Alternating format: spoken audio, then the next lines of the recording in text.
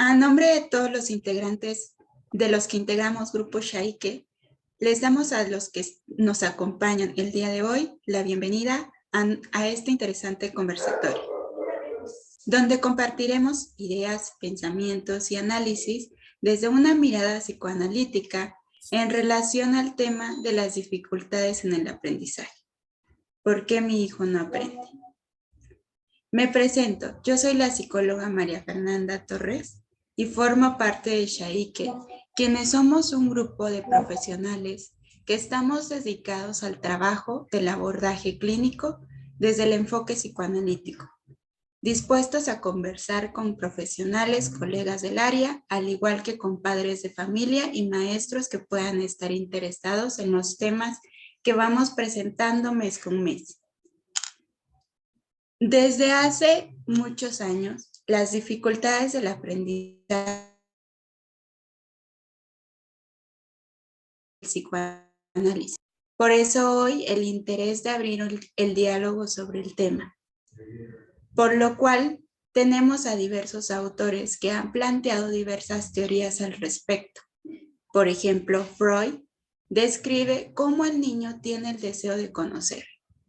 Por eso de repente vemos o escuchamos a niños que preguntan, que desean saber cómo es, de dónde vienen los bebés, ¿no?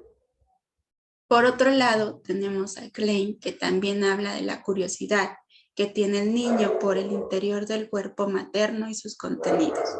Observamos que esta curiosidad, cuando vemos a niños explorando un espacio nuevo, sacando todos los juguetes de sus cajas o trastes de la alacena, como ejemplo.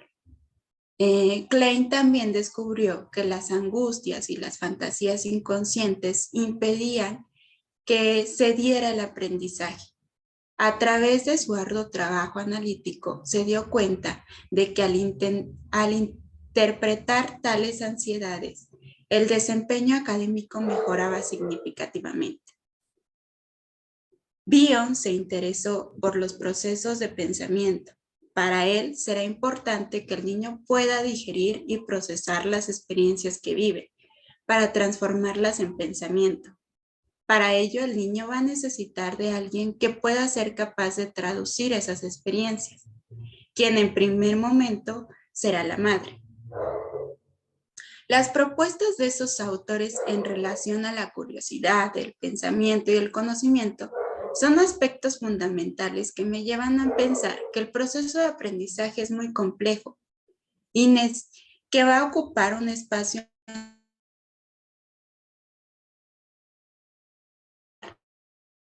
de aspectos cognitivos, emocionales, y que se va a ver influenciado por el ambiente, lo familiar, lo social, lo cultural y la etapa en la que se encuentre el estudiante.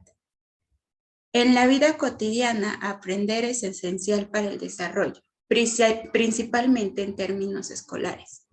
Y las dificultades en el aprendizaje son varias y tienen diversas causas. Algunas pueden ser debidos a factores genéticos o disfunciones neurológicas, falta de estimulación, apatía, angustia, un bloqueo emocional o alguna preocupación derivada de alguna situación traumática, como entre otros.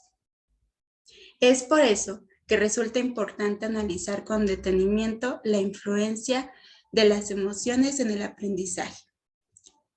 Para profundizar en el tema, les presento a Beatriz Flandes, psicoterapeuta psicoanalítico en el trabajo con niños, adolescentes y adultos, con muchos años de experiencia. También nos acompaña Patricia Lecona, maestra en psicoterapia psicoanalítica con 11 años de experiencia psicoanalítico con niños, adolescentes y adultos, y como psicoterapeuta de pareja en la Ciudad de México y Puebla. También nos acompaña Luis Javier Vázquez Rodríguez, psicoterapeuta de niños, adolescentes y adultos y profesor a nivel universitario de temas del desarrollo humano.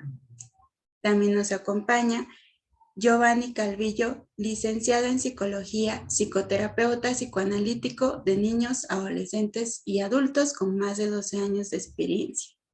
Si tienen alguna duda o comentario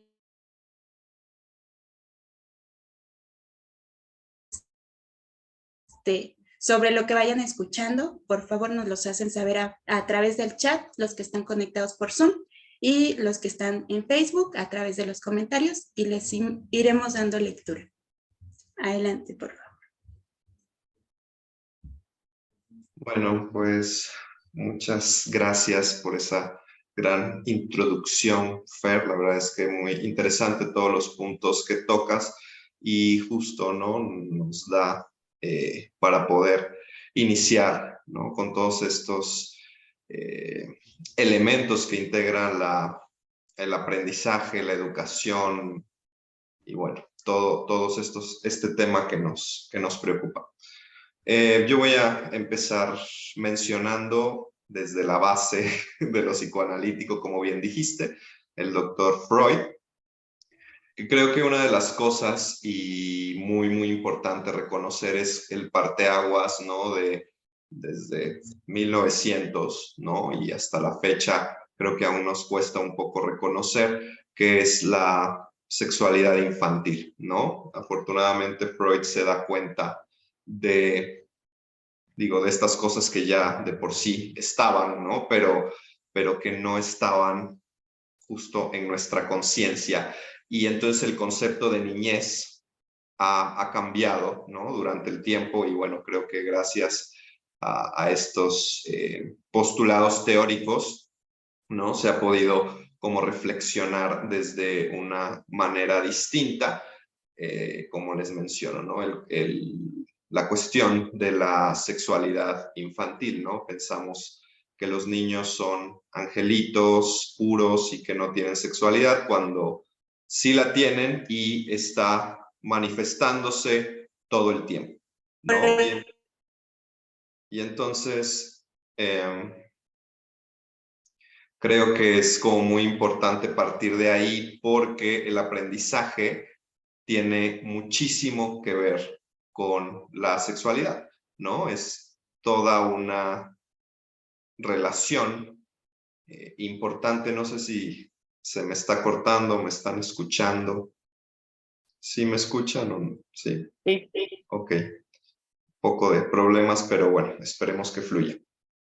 El aprendizaje tiene que ver mucho con esto de la sexualidad, que se relaciona con lo de la emocionalidad, ¿no? Con las emociones, que también muy en tu introducción lo mencionaste, Fer. Me parece que es súper interesante cómo podemos ir entretejiendo varios elementos, ¿no? Como bien dijiste, puede haber fallas orgánicas, neurológicas, ¿no? Cuestiones ahí que, digamos, otros expertos se encargarán de dirigirse, pero creo que aquí lo más importante es que no podemos olvidar esta parte, ¿no? Porque me parece que aún así, ante todo, ante alguna discapacidad, ante, ¿no? Lo que se pueda manifestar, pues el ser humano está invitado justo al aprendizaje, ¿no? Vivimos en esta cultura que está inmersa, entonces necesitamos aprender y habrá, ¿no? Personas, habrá niños que aprendan muy bien las matemáticas y que se les den,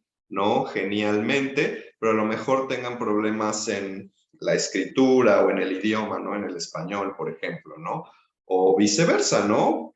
Niños que sean muy buenos. Es decir, no pensemos como el aprendizaje que todo se tiene que aprender, ¿no? Al mismo tiempo y que todos tienen que aprender al mismo tiempo, sino que cada quien tiene sus momentos y sus formas que ya lo vamos a ir como especificando, ¿no? Desde esta postura teórica, desde Freud, ¿no? Las cuestiones del inconsciente, cómo cada quien tiene sus propios tiempos y momentos y que muchas veces la preocupación justo se va en eso, ¿no? ¿Por qué mi hijo no aprende? ¿No? Que es justo la pregunta que nos hacemos y decimos, ¿qué sucede?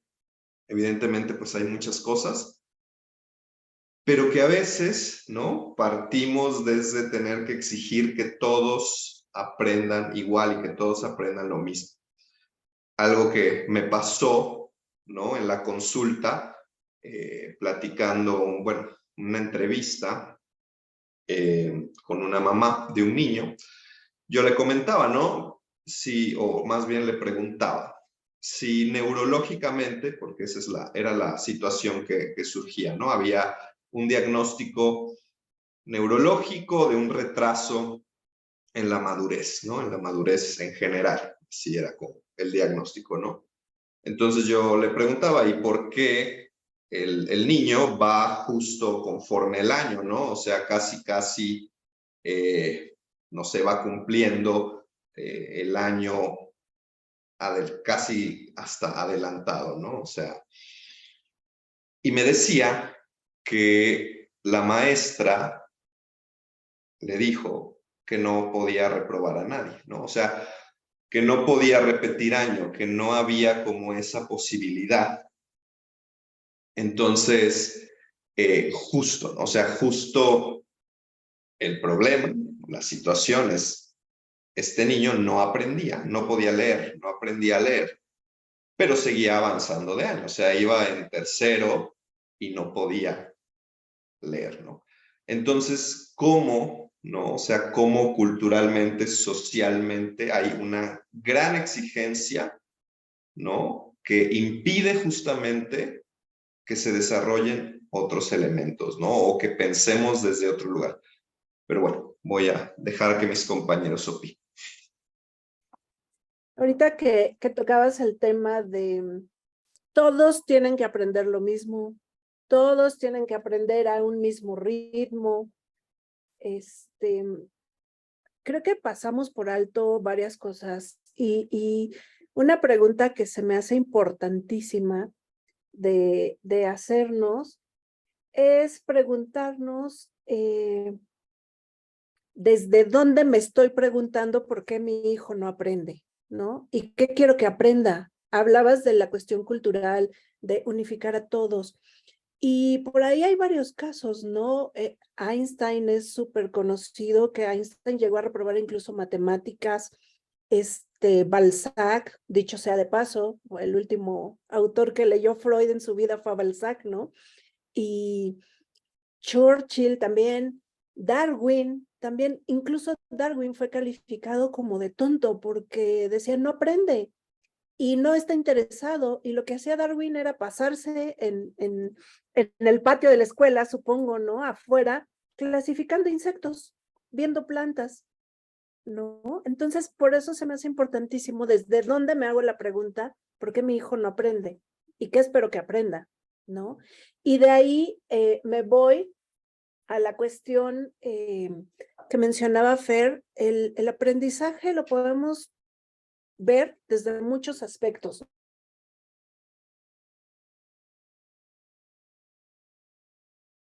Emocional, con lo que comenté de Darwin, de Balzac, ¿no? Agregaría, también es importante que lo veamos desde el punto de vista del deseo, el gusto del niño, ¿no? Y psicoanalíticamente diría de lo que el niño inviste o tiene investido, ¿no? ¿Cuáles son sus deseos, lo que él quiere? Así como Darwin, que se la pasaba afuera, ¿no? Aquí termino esta participación y doy paso a... Bueno, yo quiero empezar hablando acerca de lo que nuestro abordaje psicoanalítico siempre está atento y es el monto de las emociones que siempre va a estar inmerso en lo que es el aprendizaje, ¿no? A veces ese monto es tan intenso que a la mente le queda poquito espacio para algunas funciones cognitivas.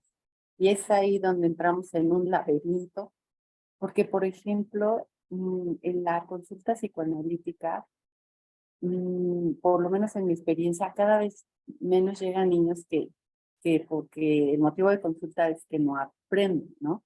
Como que ahora se divide mucho la parte psicopedagógica y la emocional.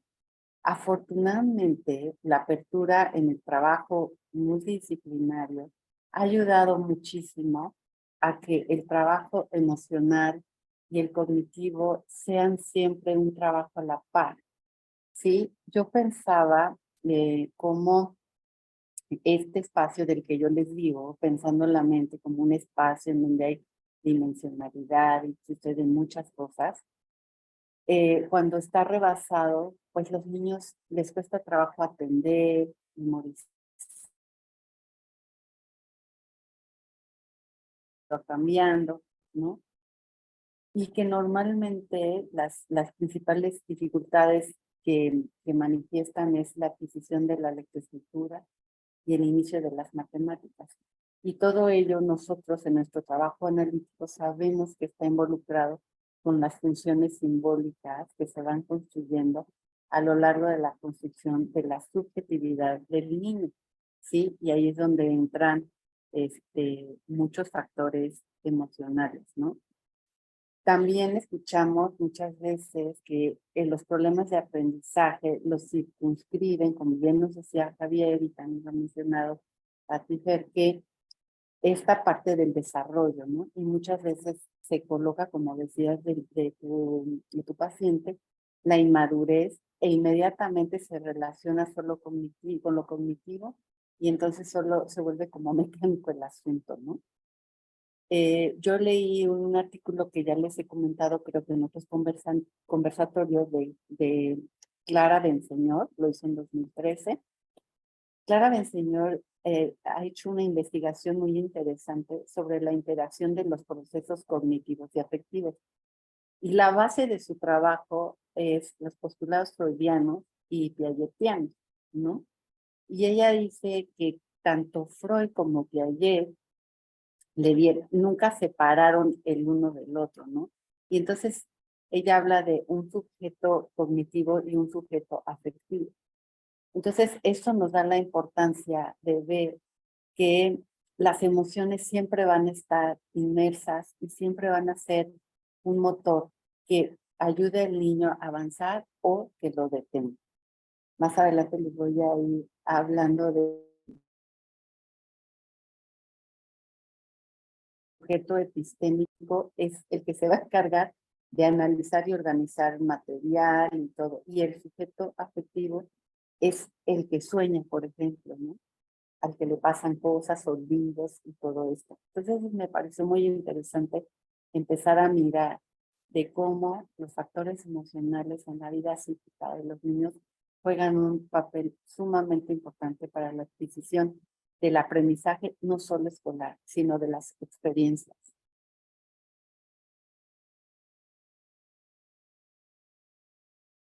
Me parece que van tocando como ideas bastante interesantes respecto a la pregunta de por qué mi hijo no aprende. Y bueno, yo estuve para este tema preparando lo que sería lectura con algunos textos de Rodolfo Urribarri y un poco también sobre Esteban Levin. Continué como en esta vertiente de los estudios sobre la latencia, pensando que justo estamos pensando en un niño que no aprende en edad escolar de la primaria, entre los 6 y los 12 años. Entonces, un poco y conectando con las ideas de los conversatorios anteriores, creo que cuando nosotros pensamos la cuestión de la latencia como un momento del desarrollo psicoanalíticamente relacionado con un cese de las pulsiones sexuales, es decir, como una descarga de energía que de repente pasamos por un momento preescolar en el que los niños vienen revolucionados con muchas ideas, creatividad, imaginación, fantasías, y llegan a un periodo de la vida en el que de repente parece que les ponen un stand-by que los debe preparar para la eclosión de la pubertad y que es como un periodo intermedio.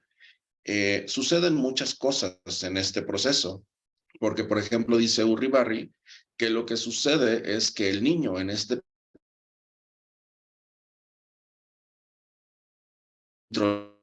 proyectar las leyes, los reglamentos o los elementos que regulan su comportamiento en esto que llamamos el superyo, como instancia moral, como instancia regulatoria de la conducta. Dice Urribarri que ese proceso que anteriormente venía con las órdenes de los padres y de los adultos, en tanto prohibiciones, no puedes hacer, no puedes gritar, no puedes decir, si los adultos están hablando, no debes interrumpir, esas prohibiciones que los adultos colocaron en el periodo del preescolar, ahora se vuelven como una voz interna que el niño comienza a regular, comenta igual el mismo Uribarri, que esta voz, por ejemplo, se puede percibir ajena, se puede percibir extraña. Y entonces él nos habla que los niños justo en este periodo tienen una dificultad para poder definir si es el padre o la madre o el maestro quien les dice que no deben, o es una vocecilla en su interior que les dice que no deben hacer. Y este proceso, nos comenta Uribarri, que puede ser bastante complejo, bastante caótico, en tanto confuso para el niño. Y un poco la exigencia que el niño se autoimpone puede ser de alguna manera un factor que favorezca o entorpezca el proceso en el cual el niño puede generar el aprendizaje. Evidentemente, una parte de este proceso implica que el niño debe controlar su conducta motora. Es decir, la escuela requiere que el niño se quede sentado en el pupitre y atienda las indicaciones del profesor o la profesora. Y hacer esa acción requiere un esfuerzo psíquico muy importante y significativo en el desarrollo infantil.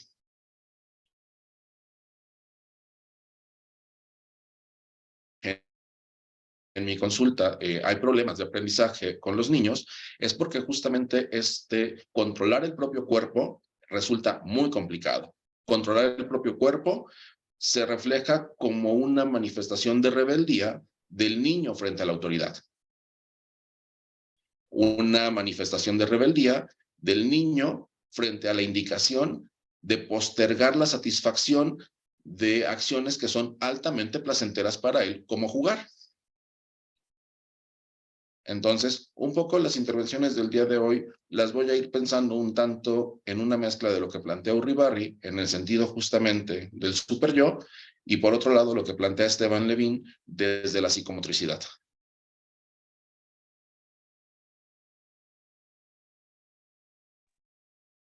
Claro, y justo es esa parte que dices de, bueno, ambas posturas son muy interesantes. Esta parte que dices de la psicomotricidad, justo es eso, es una descarga que tiene que ver con las cuestiones de la sexualidad, ¿no? Justo el niño latente tiene que estar, o más bien está exigido para controlar, como bien dices, esas descargas, pero eso no quiere decir que se desaparezcan, ¿no? Que creo que es lo importante, pensando en esto del concepto de la latencia, ¿no? Como un estado, ¿no? En donde pareciera que todas esas, ¿no? Todas esas cosas se van ahí, se esconden, pero si nos ponemos a pensar, creo que una de las características de los niños en esta etapa es cómo están bien ocupados todo el tiempo, ¿no? O sea, cómo van a la escuela y van al karate y van al fútbol y van a pintura y van a dibujo, y entonces hay una saturación, ¿no? Que curiosamente se piensa, ¿no? Pues sí, ve a descargar, ¿no? Motoramente todo eso, ¿no? Y que pues hay algunos que evidentemente no pueden, ¿no? Se supone, o lo esperado sería que se lograra. Y entonces ahí viene la pregunta, ¿qué pasa cuando no puede, no? O sea, ¿qué pasa cuando el niño es inquieto, o los múltiples y constantes diagnósticos del TDAH, ¿no? Que también ese es un punto. Yo en mi reflexión de hoy, justo algo que hice fue investigar sobre los diagnósticos, ¿no? Y cómo el diagnóstico es lo que calma, lo que calla, y que se vuelve, ¿no? Es que es porque tiene TDA, ¿no? Y entonces se vuelve una justificación. Pero yo sí me preguntaría, y como muy bien lo dijo Patti, ¿no? ¿Desde dónde me pregunto? ¿Por qué mi hijo no aprende? Y claro que seguramente hay muchos elementos, ¿no? Emocionales que tienen que ver, ¿no? En esta asociación, en cómo familiarmente, ¿no? Estamos tratando, ¿no? ¿Qué está sucediendo en el ambiente donde se está desarrollando el niño? ¿Cómo lo está viviendo dentro de la escuela? ¿Qué consecuencias tiene, ¿no? Este diagnóstico, ¿no? De TDAH, o este diagnóstico de inmadurez, ¿no? Que todas esas cosas, digo, al final pues sí dan una cierta calma, pero también por otro lado se vuelven como una justificación, porque justo algo que me llamó mucho la atención, ¿no? Como les mencionaba, que estaba yo leyendo sobre el diagnóstico, que decía, bueno, aún así, pues los niños van a aprender, o sea, pueden aprender, ¿no? Aunque tengan una discapacidad, aunque tengan una inmadurez, aunque tengan un TDAH, pueden aprender, o sea, no es una justificación o un decir, no, pues ya se fregó mi hijo, ¿no?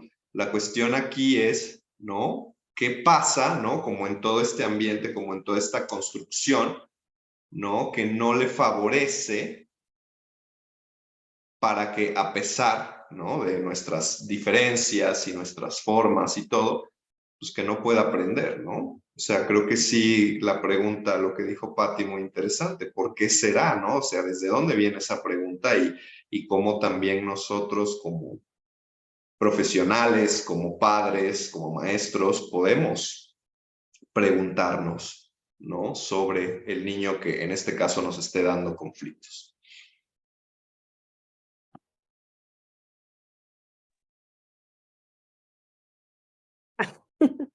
Vas, Betty. Es que estaba pensando que lo que yo estuve leyendo transita en estas dos cosas que están diciendo Giovanni y Javier. Como en esto que les decía de lo que dice Piaget. Piaget dice que el niño es un pequeño científico, ¿no? Dice Piaget. Y un científico, ¿qué hace? Pues observa y desde una observación lógica va a mirar y va a traducir el mundo, ¿sí? Entonces, como me parece que es importante lo que estabas diciendo, Giovanni, del salto que se da de lo preescolar a lo escolar, ¿no? Porque en ese momento el niño tiene que aplacar sus impulsos y hacer uso de un mecanismo que nosotros entendemos como sublimar, que le va a permitir entonces encontrar una vía de salida a actividades creativas y por lo tanto de aprendizaje, ¿sí? Eso también, por ejemplo, estoy leyendo un artículo muy interesante de la doctora Gela Rosenthal del 74, pero hace toda una profundización de la latencia y habla de la represión también como un mecanismo importante que se da en este momento y que se da en esta etapa escolar en donde también está en juego el aprendizaje, ¿no?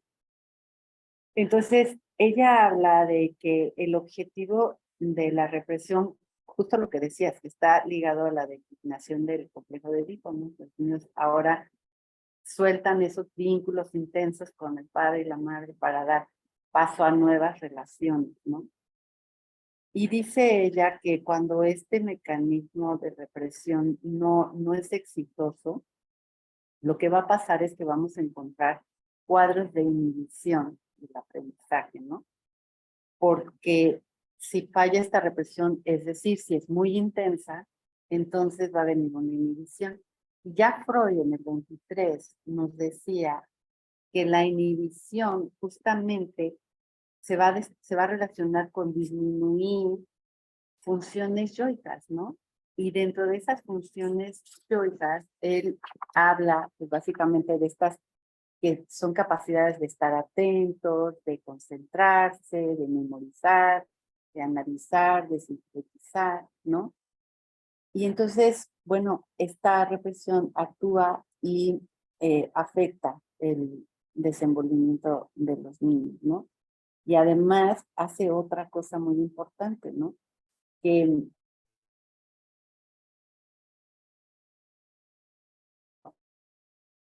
con la capacidad de sublimar, eso también se hace complejo, ¿no? Entonces, ¿cómo vemos cómo es tan intenso lo que sucede en el psiquismo del niño para aprender que no solo, como decía Giovanni, ¿no? O sea, llegan, se tienen que sentar y tienen que estar atentos, pero por dentro tienen un torbellino de emociones, ¿no? Que de lo que se trata es de que un aparato psíquico pueda ser lo suficientemente capaz con su estructuración de lidiar con todo esto que resulta de una estimulación y también de necesidades, deseos y conflictos. Y más adelante te voy a hablar algo acerca de lo que dijiste, Pati, del deseo, porque, y de lo que dijo Javier del TDA, pero no me extiendo para que ya paso a Pati. Sí, también voy a unir esto del TDA, ¿no? Ahorita Giovanni estaba hablando de esta descarga motora, tú hablabas de la descarga de impulsos, ¿no? Que los impulsos, la pulsión necesita una vía de salida y la inhibición. Tanto lo motor, la descarga motora, la vía de salida de los impulsos, ¿no? Son cuestiones, y la inhibición son cuestiones, bueno, la inhibición no, los dos primeros son cuestiones completamente normales, que se tienen que dar sí o sí. Y ahora uno, la inhibición, estos tres están dentro del ámbito de la vida psíquica, ¿no? Pero ¿qué está pasando actualmente? Rudinesco tiene un artículo en donde habla de cómo en la actualidad, y ahí entra la cultura, lo que hablábamos al inicio, ¿no? En la actualidad se buscan soluciones y soluciones rápidas.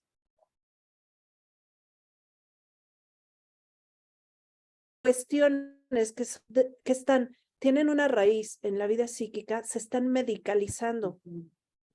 Ahora, medicar a los niños, yo supe de un niño de escasos 2 años, tenía uno, la mamá ya estaba buscando psiquiatra para tratarlo por TDAH, ¿no? Porque era súper acelerado y uno dice, pues es un niño, empieza a caminar, ¿no? No necesita medicación, necesita otro tipo de cosas. Entender esta vida psíquica, ¿no? Y Rudinesco habla de esto precisamente, de cómo las soluciones rápidas se van hacia, me tomo una pastilla o le doy una pastilla al niño para que entonces combatir todas estas cosas que son completamente normales, ¿no? Por ahí Gabriela Turrent tiene una tesis precisamente, hizo un estudio sobre TDAH y la cuestión médica y la cuestión psíquica, que yo creo que es lo que nos incumbe ahora y es de lo que estamos hablando, y me parece sumamente importante poner el dedo sobre este renglón de estas cuestiones deberían ser tratadas y valoradas antes dentro de la vida psíquica, antes de medicar a niños, ¿no? Creo que por ahí va un poquito de lo que ibas a decir, y estoy uniendo un poquito de lo que han dicho Javier, Giovanni, ¿no? Creo que este punto que estás tocando, Pati, es súper interesante porque me parece que terminas como enlazando fantásticamente los comentarios de todos en esa dirección. Porque efectivamente hay una situación en la época contemporánea que implica que parece que somos menos tolerantes y menos permisivos con la motricidad del niño, con el ruido que el niño puede generar cuando juega, cuando es creativo. Tiene una factura que implica, pues, bloquear el desarrollo emocional del menor. Y en algunos casos también reflejado en el bloqueo del desarrollo social. Fíjate que ahorita que estabas planteando esto, me vino a la mente un poco de lo que menciona Anna Freud respecto a la latencia. Y, por ejemplo, Anna hace una distinción en lo que sucede con el niño previo a la latencia, en las fases predípicas, antes del complejo de Edipo. Y Ana refiere que los niños, por ejemplo, menores de 6 años, suelen ser más espontáneos, más creativos, más imaginativos, con mayor cantidad de fantasías, con mayor temática en el desarrollo de los juegos, con preguntas muy interesantes que realizan a los adultos, pero también con soluciones extremadamente creativas sobre esas preguntas. Pero cuando pasan a la latencia, a la etapa escolar, lo que encontramos es que esa creatividad y expresividad, espontaneidad del niño disminuye significativamente, generando que los niños de repente nos puedan parecer como no tan listos como en etapas anteriores. Un poco en este sentido, por ejemplo, cuando Javi ya menciona la noción del TDA, el asunto con el TDA tiene que ver con una cuestión importante a nivel psicomotriz, porque a nivel psicomotriz lo que tendríamos que pensar justo es que hay algo de lo inconsciente en lo motor y que esa expresión psicomotora es un reflejo de algo que no está entrando en el terreno del camino psíquico que implica la represión y la sublimación que esperaríamos propios para la etapa escolar. y que entonces se vuelve un reflejo de dificultades en la etapa de desarrollo que sería la latencia. Aunque Freud nunca la piensa como una etapa de desarrollo, porque más bien él habla de un periodo de latencia, que a diferencia de las etapas que sería la oral, la denomina como periodo. Es uno de los elementos que por ahí menciona críticamente Uribarri respecto al texto freudiano. Pero en este sentido, por ejemplo, tanto Esteban Levin como Rodolfo Uribarri nos van a plantear la noción de que un poco la habilidad de la escritura es importantísima para poder entender cómo va el desarrollo psicomotor del niño, porque parte de la vía sublimatoria implica la posibilidad del niño para leer y escribir. Sin embargo, nos encontramos con una exigencia social actual, donde escribir y leer es exigido a los niños ahora en el preescolar.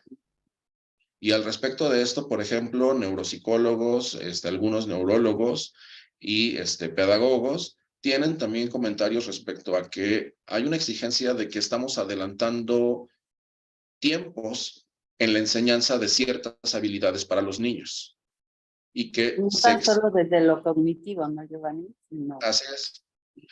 Y que se exigen más por una cuestión de lo que mencionabas, Pati, de qué es lo que los padres quieren que los niños aprendan a hacer, que por una necesidad real de que es el momento de hacerlo. Yo quiero decir algo, antes para que no se me vaya la idea, ¿sabes? Que salto.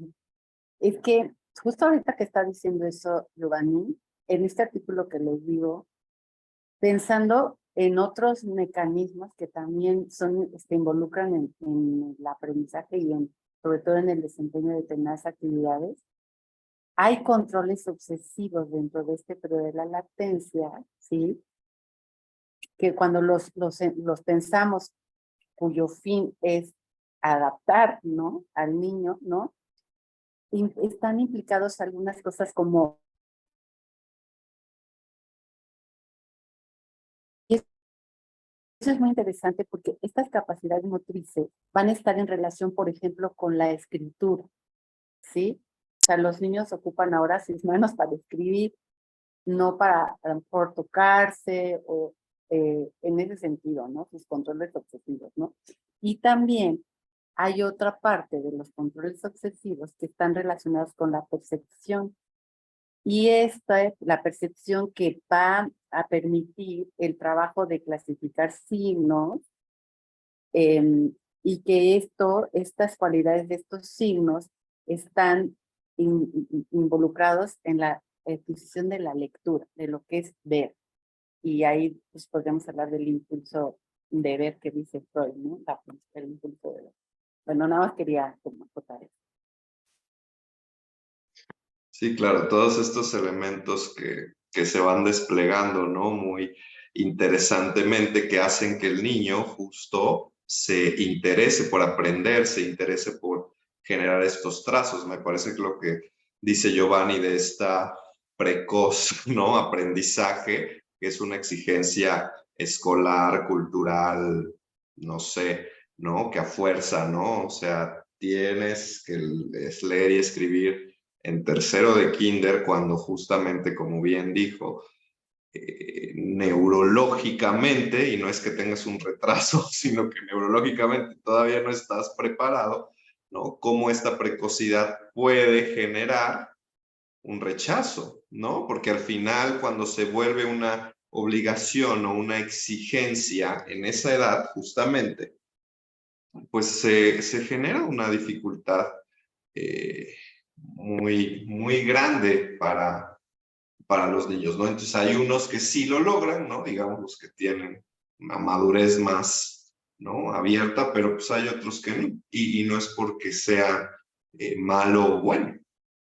Entonces, justo, ¿no? Como ir reflexionando sobre todos esos puntos, yo también quiero mencionar qué es el aprendizaje y desde dónde viene, ¿no? Porque pues nos encontramos, ¿no? Con todo este tipo de cosas, con esto que decía Freud, ¿no? De las ganas de de aprender, de investigar, ¿no? Creo que ese es ahí un punto súper importante, ¿no? La investigación, querer conocer, lo que decía Fer al inicio, ¿no? De dónde vienen los niños, las mismas preguntas del ser, ¿no? ¿De dónde vengo?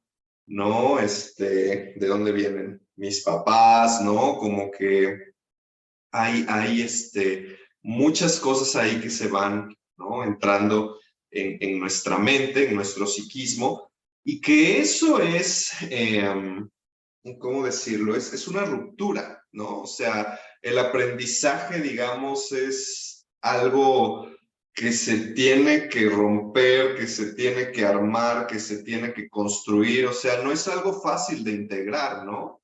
Un poco también recordando esto de los niños que se tienen que estar quietos, ¿no? O sea, al final de cuentas, toda esta exigencia, ¿no? Tiene que ver con cómo la información, cómo la experiencia te va entrando y se va quedando, va permaneciendo, porque ya sabemos, afortunadamente ya sabemos, que el aprendizaje no es memoria, ¿no?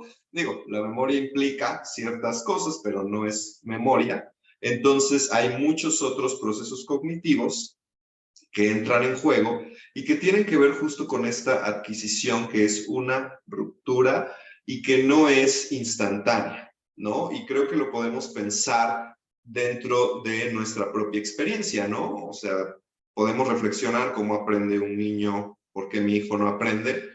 Pensemos y reflexionemos desde uno mismo, ¿no? O sea, cómo yo aprendo, ¿no? O qué es lo que yo aprendo, o cómo me fue, cómo me fue en ese momento de aprendizaje, ¿no? Entonces creo que estos pueden ser como puntos, ¿no? Que nos van ahí como guiando para un poco reflexionar y sí, justo, ¿no? Como decía Patti, no nos volvamos, ¿no?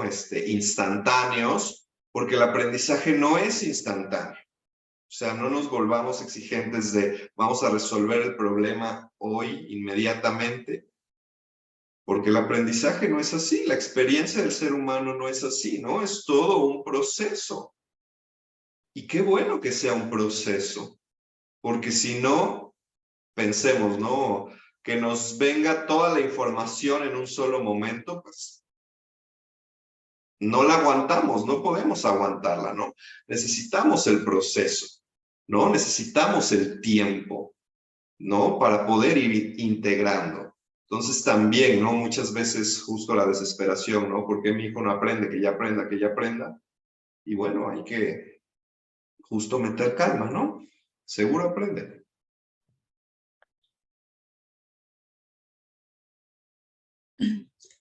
Sí, ¿no? Justo Y yo, ay, perdón, perdón, perdón, pasa. Pati. No, pues, Justo yo estaba recordando en estos niños que yo acompaño académicamente, es que mi hijo no está aprendiendo, ¿no? Y justo curioso, sí tengo chiquitos de preescolar que vienen con muchos libros, ¿no? Y cómo es que sí es realmente frustrante para ellos esta demanda de que ya tienen que escribir, ya tienen que leer y les cuesta mucho trabajo incluso agarrar, sostener el lápiz, porque pues es motricidad fina y el lápiz es muy delgado, entonces todavía no tienen como la suficiente coordinación para poder hacer unos trazos tan complejos como lo que es escribir. Entonces, cómo es que si se frustran y se enojan, entonces sí veo a los niños enojados y que ya no quieren aprender, ya no quieren ir a la escuela, se enojan conmigo, avientan los libros. Entonces sí es como bastante retador esta parte de poder ayudarles. Y sí, yo me pongo a pensar, pues, ¿cómo es que llevan tantos libros en preescolar? ¿Por qué? Entonces sí es como, no sé, sí me preocupa porque sí lo he visto, sí lo he visto ahorita que acompañan niños académicamente, cómo es que sí realmente están frustrados por todos los conocimientos que les quieren integrar y que justo como decía Javi, ¿no? Cómo es que necesitan su tiempo, su espacio, y también lo que decía Giovanni, ¿no? Los están saturando de tantos conocimientos, ¿no? Perdón. No, y un monto de frustración hasta es sano, ¿no? Klein decía esto, en la frustración comienza la simbolización, ligando un poquito a lo que decía Javier, aprender y experimentar. Bien decía, se aprende de la experiencia. Y es un proceso hacia atrás, aprender de la experiencia según Bion, la simbolización según Klein, la falta que hace la falta para comenzar a simbolizar, ¿no? E incluso lo que Freud mencionaba, cómo el niño ante la falta del pezón de mamá, de quien me venga a alimentar, empieza con esta cuestión alucinatoria, ¿no? Empieza a imaginar que se chupa el dedo y este tipo de cosas. Y esto es todo este proceso que se da interno para el aprendizaje. Aquí lo importante que es ver qué está fallando en ese proceso, y es nuestro trabajo, nuestra tarea como psicoanalistas, verlo e incidir ahí, ¿no? Con el niño, con los padres incluso, con los maestros. Y esto que decías, Fer, se frustran demasiado. Eso sí me parece que es negativo, ¿no? Pero la frustración de inicio es lo que nos mueve, es lo que nos mueve. Sí, lo decía Winnicott, ¿no? Decía, una madre suficientemente buena frustra al niño para que vaya entrando como en contacto, ¿no? Y también, como pensando en lo que hemos hablado del diagnóstico, tú hablabas de un artículo de Gabriela Torres.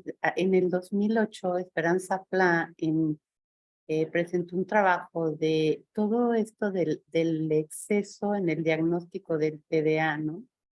Y en ese artículo que ella escribe en las revistas de Amerfi, del 2009, sale publicado ese artículo de Esperanza, porque habla de un caso de una chiquita que llega justamente porque tenía problemas de aprendizaje y estaba diagnosticada con muchas cosas desde TDA. Y pues ella va narrando de cómo en la medida que va trabajando con la niña, empiezan a darse pequeñas manifestaciones de aparición de lo simbólico. Y ella se da cuenta que no, que es una niña que tiene temas en la construcción de su subjetivación, de ser sujeto. Y ahí es donde hablaba, como lo que tú decías, del deseo. Ella en ese artículo habla justo del deseo. Lo habla desde Lacan también, ¿no? Pero como desde el deseo como un componente de estructurante para el aprender, ¿no? Entonces, me parece muy interesante lo que ella habla y la preocupación y la responsabilidad que nos hace pensar a los que trabajamos con niños de cómo diagnosticar y no caer en etiquetas que pueden impactar al niño, como ahora sucede mucho con el espectro autista, ¿no? O el síndrome de Asperger también, que de repente ha estado como muy intenso, ¿no? Entonces, tenemos un gran trabajo ahí. Y otra cosa que ayuda mucho, por lo menos a mí en la práctica personal, es entrar en contacto con los maestros, ¿no? Muchos maestros están abiertos, tenemos diálogos, y eso ayuda muchísimo. A mí en lo personal me ayuda, ¿no? Y creo que para el trabajo también.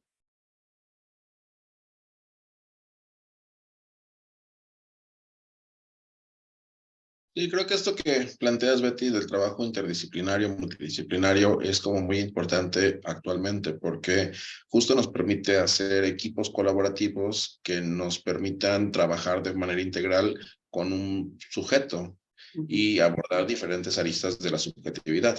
Entonces, creo que en ese sentido es algo importante. Ahora, pequeña puntualización respecto a, mencionaba Pati hace rato, respecto a la medicalización excesiva. Creo que de repente como profesionales de las áreas de la psicología, el psicoanálisis, la psicoterapia o todas las agregadas, es importante que también tengamos como criterios de reconocer en qué momentos es conveniente justamente un esquema de medicación y en qué otros momentos podemos apostar justamente por la subjetivación del niño, porque hay ocasiones en las que el medicamento resulta un buen aliado. El asunto es que sepamos justamente en este equipo interdisciplinario, en este equipo de trabajo para atender al menor, poder distinguir cuándo sí, cuándo no. Porque tampoco el medicamento es una exigencia para que el niño esté bien en la escuela, porque el medicamento también les produce demasiados malestares que a veces no les permite estar en la escuela. Están ahí, pero no están poniendo atención a lo que está sucediendo, no están registrando la información. Y un poco en este sentido, por ejemplo, lo que plantea Esteban Levin desde la psicomotricidad es la versión de cómo la subjetividad se escribe a través del cuerpo, a través del diálogo psicomotor, a través del diálogo que hacemos justamente en la escritura. Es una manera de cuando el niño aprende a escribir en la hoja, usando el lápiz o cualquier otro elemento que trace, también está escribiendo su subjetividad. Es decir, es un mecanismo de ida y vuelta. Y al respecto de estos fenómenos, por ejemplo, también tenemos que recordar que mucho del aprendizaje de los niños está relacionado también con el juego que pueden tener. Es decir, los juegos en la infancia, aún en este periodo de etapa escolar, que es la latencia de los 6 a los 12, son fundamentales. Y que una cuestión que nos debe llamar la atención, por ejemplo, en los casos de no aprendizaje de los niños, es que en muchas ocasiones también están correlacionados con una conducta específica sobre el juego. O no juegan, o no pueden dejar de jugar. Es decir, no traen historia, no traen fantasía, no traen socialización. Simplemente es una repetición fría de algo.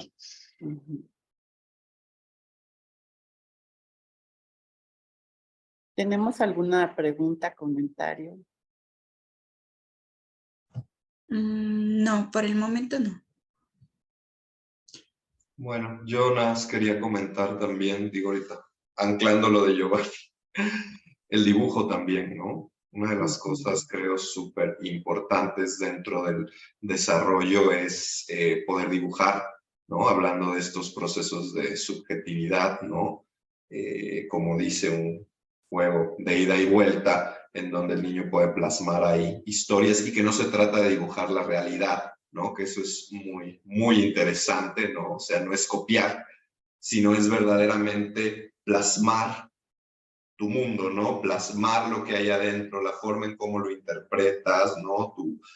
El cuerpo, ¿no? La corporalidad, todo eso, cómo se manifiesta y que es muy importante para el desarrollo, ¿no? Para este juego de la creatividad, ¿no? Y para irse armando.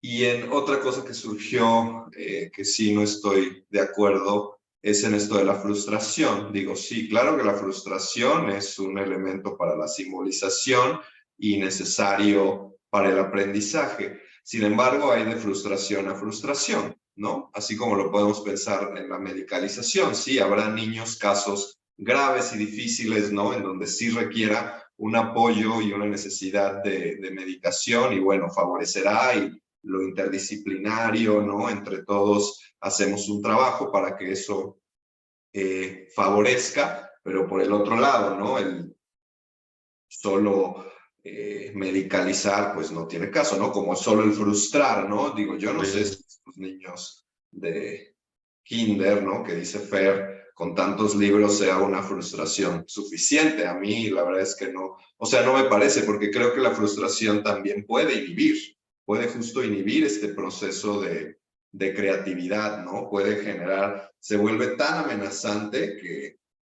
que ya no se permite, ¿no? O sea, que ya dices, a la fregada, yo no quiero aprender.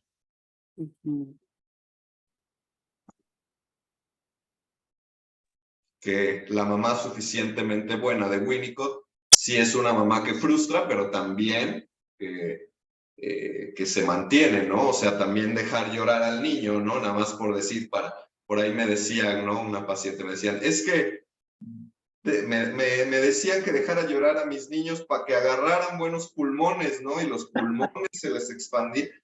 No, qué terrible. O sea, qué dolor y qué frustración, ¿no? O sea, una madre suficientemente buena sí frustra, pero también, ¿no? Contiene, apoya. Sí, creo que es importante, o sea, puntualizar, porque estamos hablando, creo, como de lo que observamos muchas veces en los niños, ¿no? La expresión de la frustración en un niño preescolar es diferente de un niño en el periodo de latencia, ¿no? Que también pensar la frustración a veces como una parte dolorosa en los niños, ¿no? Algo que también quisiera como puntualizar es el papel de los padres en estas expectativas sobre los hijos, ¿no? Porque muchas veces saquen buenas calificaciones tiene que ver como con esta parte, como decía Beatriz Jennings, del narcisismo de los padres puesta en los hijos y que vienen sobre exigencias en ellos y que también me parece que esas demandas hacen como fortalecen o incrementan esta inhibición de la que estamos hablando, como si el yo se debilitara y no pudiera, ¿no? No se aprenden las tablas, y no es que no tengan un nivel de inteligencia. ¿Cuántas veces nos ha pasado que cuando hacen un dibujo de la figura humana y si la calificamos como una escala de Goodenough, tal vez nos puede salir un niño con coeficiente de débil, pero no vemos eso realmente en la interacción, ¿no? Es decir, que el desempeño de ese niño va más allá, quizá de un puntaje, de una calificación, ¿no? Y ver al niño más allá de un número, ¿no? Pero a mí me parece también importante cómo estos temas del aprendizaje también están cruzados por las expectativas y deseos de los padres, ¿no? También.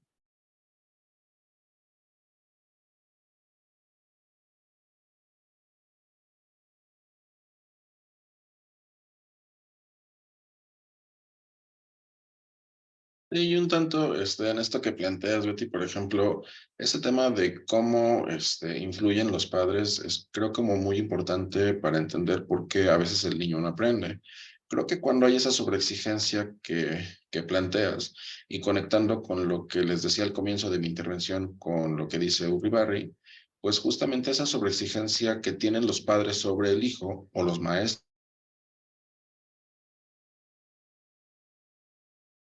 que el niño se pone a sí mismo. De la misma manera o la misma intensidad que lo hacen los adultos que tienen autoridad sobre él, es la misma manera en cómo su mente lo va a reflejar sobre sí mismo.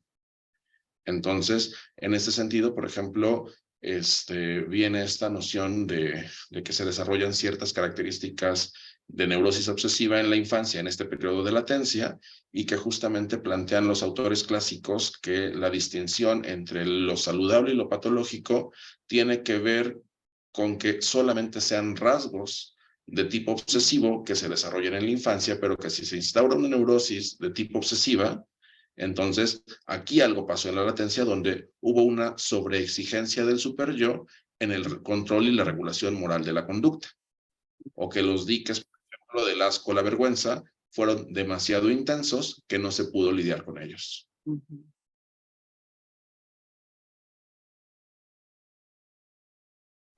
Creo que terminamos.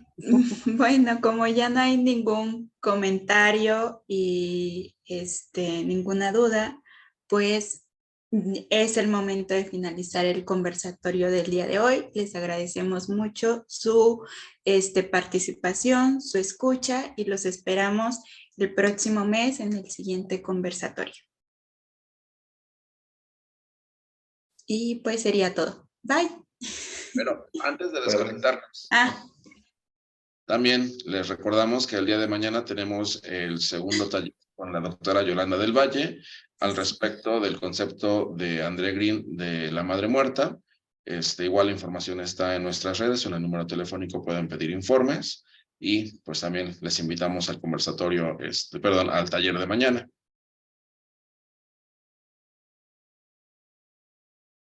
La adolescencia, este año titulada El preludio de la adolescencia. Perdón, de la adolescencia. Gracias, bye. Bye.